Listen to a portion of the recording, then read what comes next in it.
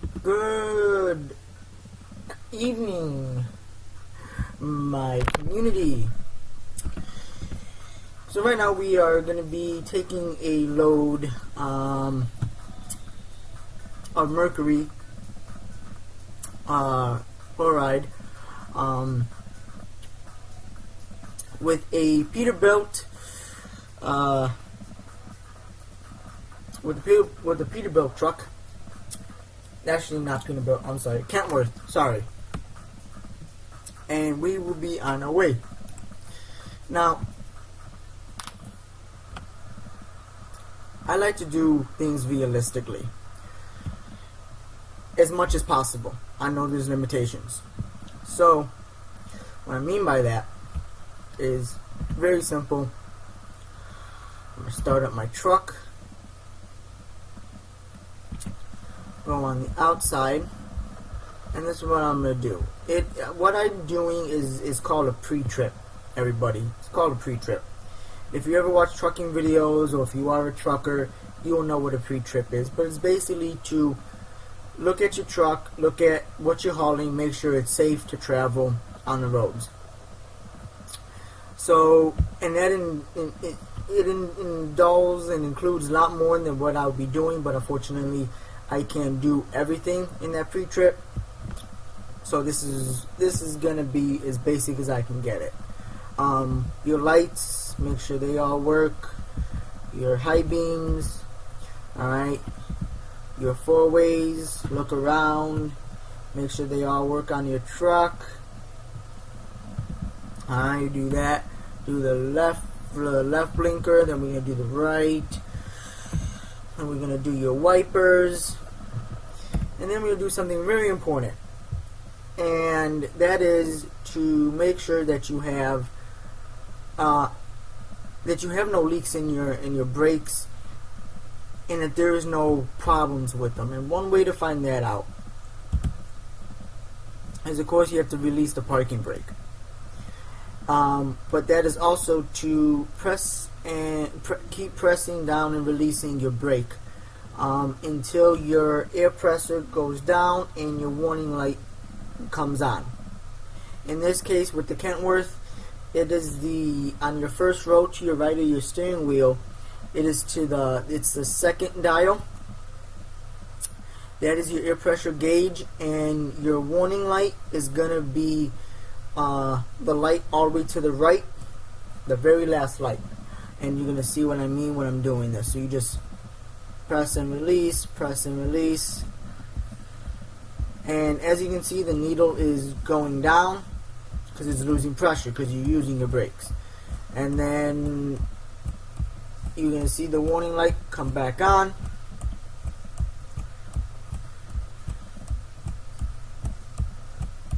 In a very short time. And it turned back on. Now, once it turns back on, you also want to make sure that it can fill up back with air. And I think the state law gives you, I think 30 seconds for it to go above, for that warning light to turn off, and I think it gives a minute, if I'm not mistaken. You can always correct me in the comments, for the air to go back to normal like it should be. But there we go. So with that being said, now we can go into our first gear, and then we can proceed. Make sure we have our lights on, of course. But that is the pre-trip, and then as I'm going, I like to do this, look down, four ways, make sure my trailer is working, my left, my right, brakes, and then I go back. So that is the pre-trip. If I had other ways of doing it, or if I had more ways, that would be, checking the tires, making sure that's all good, checking the oil, power steering fluid. That would be more. But like I said, I like to make it realistic as I possibly can. And we got a truck coming. So we're gonna wait for this truck to go, and we should be good to go.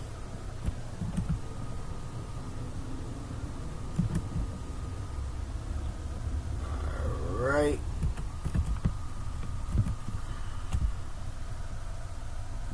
And there you go. You know, now that I'm being new to this whole video and doing videos for you guys, you know, because I'm working, I'm gonna try to see if I can pump out 2 videos a day. If not 2 videos, definitely 1 video.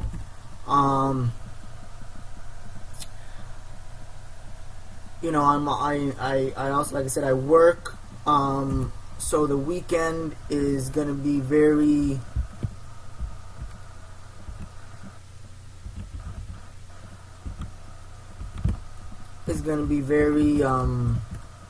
hard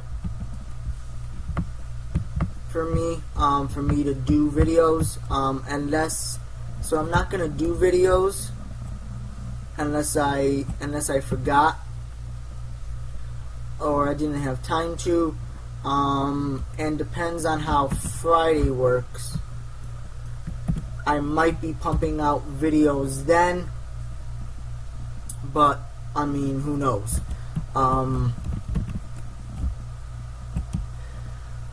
But we'll see. And then if I can't do it, if I don't pump out any videos during that week, then I will pump them out and upload them to YouTube that Saturday when I you know, when I have time. So that will be either before work or after work. So that's just how it's gonna be. So as you can see, you know, I got some mods. I gotta wait for this truck to go and then I will go. I got some mods. The only mods I have this current moment is the Peterbilt mod, which is actually a group mod. So I have like 7 or 8 trucks into this game, and then I also have this truck, which is the Kenthworth. I am very fond of Kenthworths. I always been that type for trucks. You know, I actually got the whole collection of Ice Road Truckers. So I'm really into trucks, and I actually was, when I was younger, was actually considering being a truck driver. But due to the fact that I couldn't work and go to truck driving school, made it hard for me.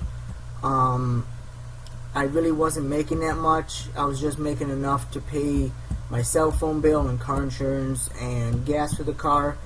I was still living with my mom, and she couldn't help me because she didn't have help from my dad. My mom and dad is divorced. They've been divorced since I was 6 months old, and my dad really hasn't helped me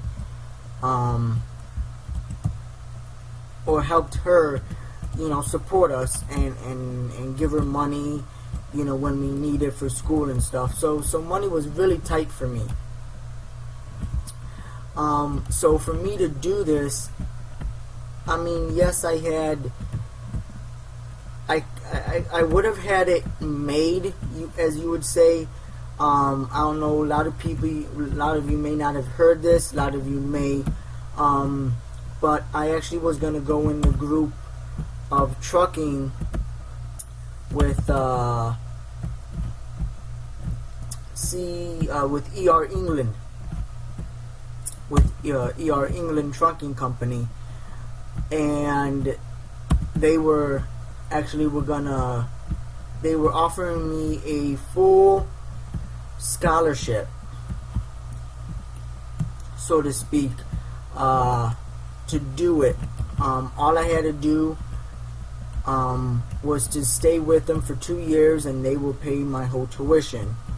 But when I called them up to talk about it to them, they said that they only pay for tuition, the books. I had to pay for my own food and a hotel, and their training places like all the way west of west of Chicago. If any of you are from Chicago or heard of Chicago, they said it was even further than west of Crystal Lake, Illinois. So that is quite a distance away from me, because I was still living in the city in the time. So it was quite a way for me to travel there and back, and I also was a manager at my job.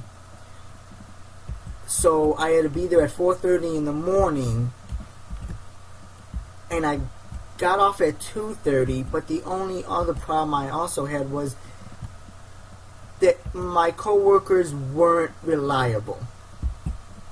And what I mean by that is they wouldn't call me to tell me that they were going to be late or they couldn't show up or whatever the case may be. I would have to hound them after when it's 3:15 or 3:30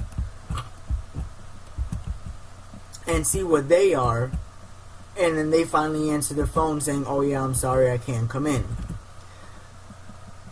So I surely didn't want to spend all my time and my hard time, studying and stuff, for it to all crumble at the end because somebody decided not to come in and I had to stay, So that was the problem. I know a lot of you probably going to say, well, you could have just quit that job and go over there, but like I said, then I wouldn't have no way to pay for the hotel. And, I needed the money. And then also for me to drive there and back, it would have been horrendous. But, I was actually thinking about becoming one. But before I did that, I studied a lot of, YouTube videos of truckers, so I knew what I was getting myself into. I love to drive. That is my number one thing. I love to drive. Me and my wife, we have 2 separate cars, but we mostly drive one car, and I'm mostly the one doing the driving. Just because I just like to. I love to drive. And so when I was younger, I loved to drive too. That hasn't changed.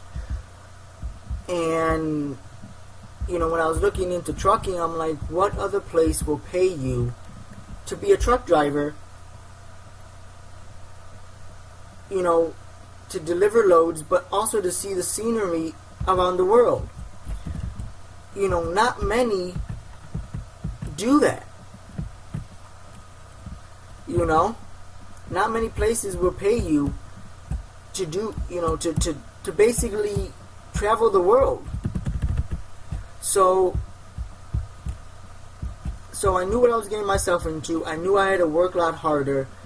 I am more on the petite and the small size. I'm not really tall. I'm not really muscular. So that's a problem for me. I'm really not really muscular or very tall. I'm like 5'3", so actually there's no point. So there's, and don't get me wrong, I'm not the skinniest and the weakest, but I already know I would have a lot of hardship as a truck driver. And I pretty much would have to, I consider myself going to be treated as a woman becoming a truck driver. I said, all because of that reason. Because that's what people would look at me as, would be as a woman. And a lot of truckers don't believe women should be truck drivers. I've learned that the hard way with a couple of truckers. I do own a CB. I have it in my truck. And I do talk to them. And, sometimes, don't get me wrong, it's something hateful, or sometimes you get into something good, like maybe politics or, how the wife is doing. But the one thing I got into, and actually was a little scared at the time, was I asked the truck driver, how do you feel about female drivers? And I never heard so many curse words, and he just totally flipped out on me just because I mentioned what he thought about women drivers as truck drivers. So I learned with truck drivers, you have to be careful on what you say, because you just might end up on the wrong side of the stick, even though you was just starting a normal conversation, trying to make their day go by faster. So I already knew I would have had that harder. I really didn't have anybody. I was single. I was single for 4 years. So I was single for a long time. And by then, I already felt to myself that I'm not going to find anybody. The only women that I have found is either younger than me, which I'm not a pedophile. I think that is my number one thing, is pedophiles and kids or adults that have sex with kids and rape them. I just think that is just out there. You have to be really sick in the head to even think about doing something like that. But when I was getting older, and I'm like, I can't be doing this. And, at the same time, I was like, I don't want that, because the maturity level isn't there. And I don't want that, and that's the other thing, like I said, is I don't understand is these, like, how do you do it? But I couldn't find anybody my age because they didn't want a guy like me. I was not so much of a nerd in high school. I was so much as I was like smart, but like I said, I wasn't a nerd. I wasn't getting straight A's each and every day in my classes. I would get A's, B's, sometimes C's. And when it came to tests, I just blew it. I just blew it. I could study all night long, and I'll still blow it. I could write down myself a cheat sheet, put it smack dab in front of me, and I'll still somehow find a way to fail that test. I was never good at tests. Even when I was a little kid, I was never good at tests, and I don't know why. So, that's what I'm saying. Like, I really wasn't a nerd, but a lot of the women didn't want a guy like me. They wanted someone that was either in sports or the muscle people, and I'm not like that. Now, yeah, I run, I jog, I do a little weightlifting, but I'm not doing it to the point of so I could bench press a house over my head. No, that's not what I'm here, that's what I'm not there to do for that lady. And then on the other side of the coin, if that ever stops, God forbid, if you stop and that goes away, she's going to leave you because that is what she wants. She wants a guy with those kind of muscles. And, it's not going to be right. So that's what I thought. I'm like, well, what's the point? I'm going to be alone. I'm going to have nobody.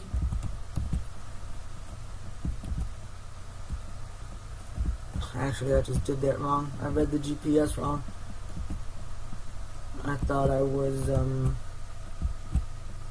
turning off, but apparently I'm not, and I'm getting stuck by the stupid car because these cars don't know how to drive fast enough. So I really thought I was going to be alone the rest of my life.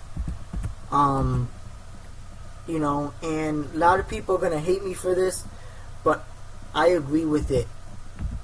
Any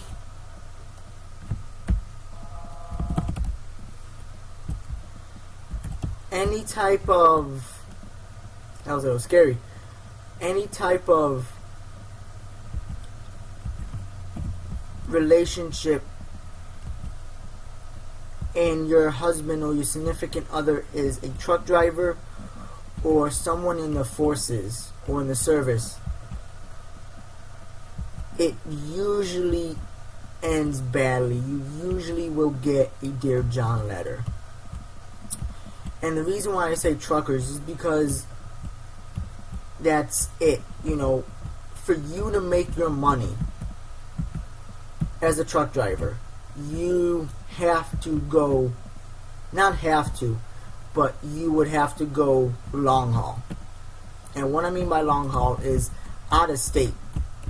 You know, out of your area. So if you live in Wisconsin, you would have to drive out of Wisconsin. You know, stuff like that for you to make it. And that's if you, and you definitely would have to do it if you're by yourself. Now, if you're with somebody, that'll be a different story, but she would have to be getting paid more than you to cover that deficit. So you can pay, because a lot of people think, oh, well, trucking is easy, I'll just get into it. Not really. A lot of these companies cut back on a lot of the things that they pay for. So they don't pay for your food. They don't pay for hotels. You know. So you have to all that pay on your own. Your medical card. You need a medical card before you start to drive an 18-wheeler. You need to get checked out by your doctor. And it's usually going to be their doctor. And you're going to need, you know, you got to pay, and then you got to pay for your card. Excuse me, same thing. If you get any tickets when you're driving, it is now the owner, well, not the owner, but the driver's responsibility. Not everything is the driver's responsibility, such as if it's the brakes, if the brakes are bad, if they found a leak in your hose line, if your lights aren't working, if they call it out of service, if the state police call it out of service, it is not on you. Even though, yes, you are signing for the ticket and the officer is giving it to you, you're not on the hook for that ticket, though.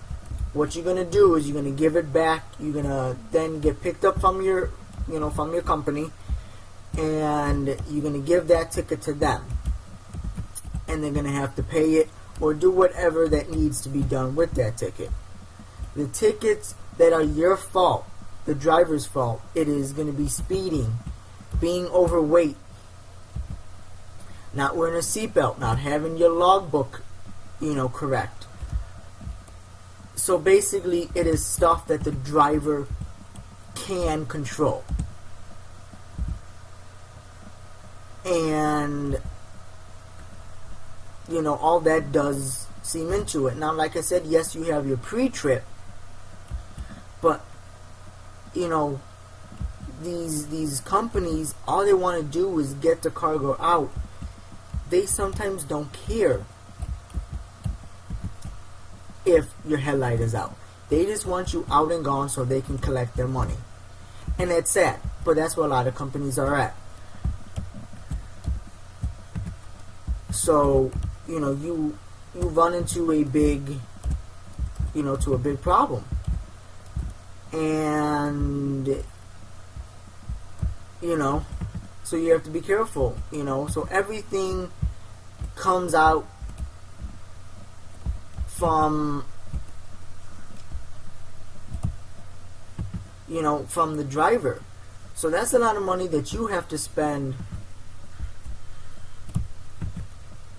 you know,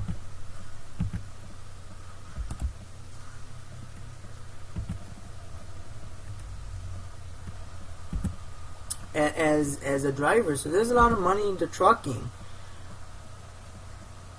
So all that has to come out of your pay.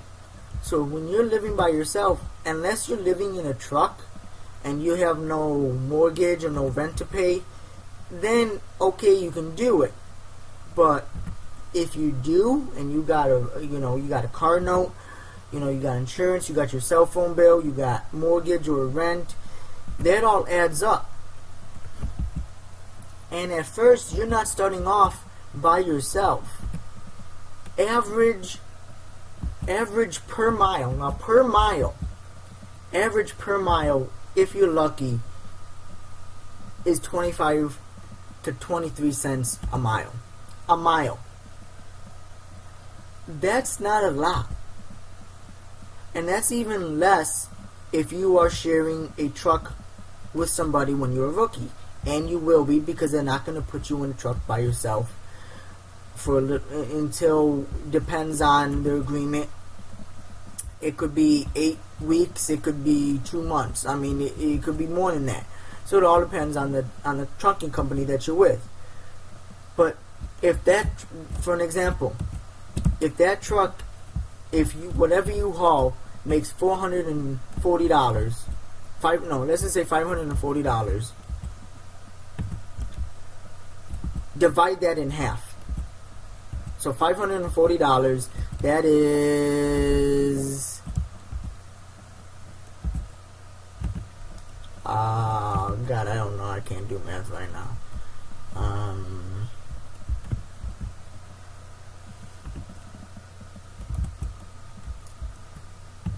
What is it? 540. That's what, 280? I think it's 280. So it's 280 for you and 280 for the other person. Minus your food, your shower, your laundry. That's not a lot. That's not a lot for you to left over to live on. So, you're going to be biting the bullet for a long time until you start going up there. Until you start earning your respect. Because they're not going to give you good loads. You're going to get some shitty ass loads. And you have two choices. You can either, one, suck it up and do it. Or second, quit. But that's not good either. So being a truck driver is a lot harder than people imagine. And the rules that they have stated, actually I gotta make this wide.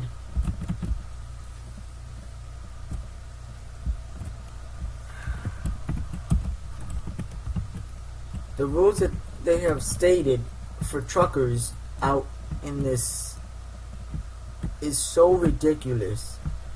It's like, if you sneeze wrong, you're in trouble with the law. I swear to God.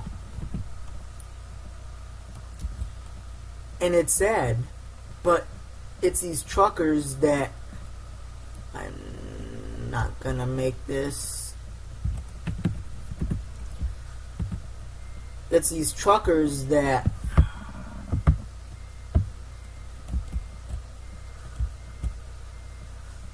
put themselves into this because they do it. And that's sad. You always hear on the news, trucker falls asleep, too much time on the clock. It's their fault. But at the same time, for you to make a living, sometimes you have to do that. Sometimes you have to stretch the law a little bit. So you can make a little extra money. So you can make it to the next paycheck or the next month. So I understand where these guys are coming from. It is not easy. It is not easy at all to do what what they do. But at the same time, it's a risk.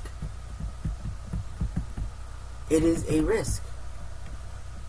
So that's the reason why I didn't get into it. I just didn't. I'm thinking about going back, but right now I got a nice job going for me. I'm getting married very soon. There'll be no point for me. So as you can see, we're pulling up to our loading area. And the one thing you probably would have noticed is I have shut off my lights, and I just put on my parking lights on, and I turn on my four-ways. And the reason is because in the United States, unlike Europe, trucks, 18-wheelers do not have the backup warning alarm or chime. So really, people behind you don't know that you're backing up or thinking about backing up because they don't know. There is no warning. And on the trailers, when you're pulling a trailer, there is no white light, backup lights on the trailers to also warn them. Yes, it is on the tractor. I just can't park this son of a bitch, can I? On the tractor there is, but not on the trailer. So one way for them to let everybody know that that they're backing up is by putting on their four-ways.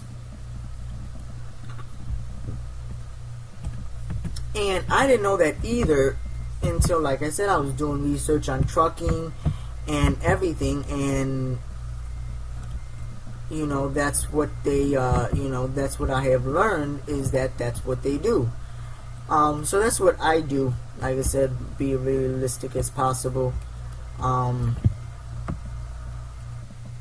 Let's see how I'm doing on this side.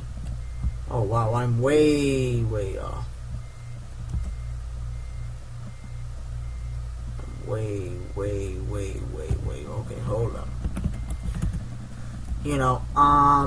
So that's what I learned. So that's what I do. I just put on my four-ways.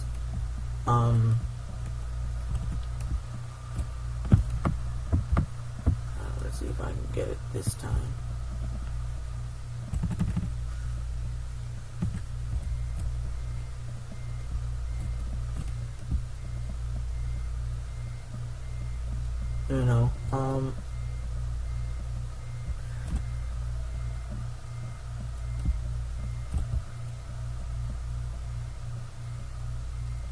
Oh my god, why can't I park?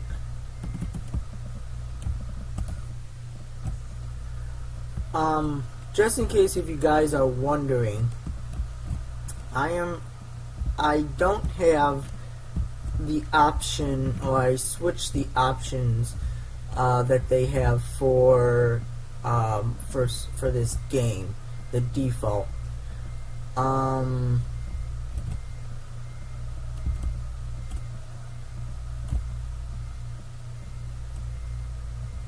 And that is that I have real-time fuel consumption. So that is one thing I have. And then I also have brake simulation, air brake simulation. What the hell? Wow, okay. Oh, just fucked up. I gotta do this again.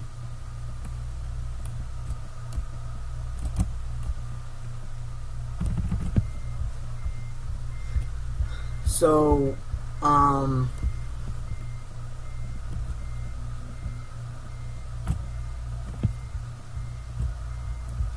so that is why I'm doing it with the four-ways. Like I said, just that's what I do.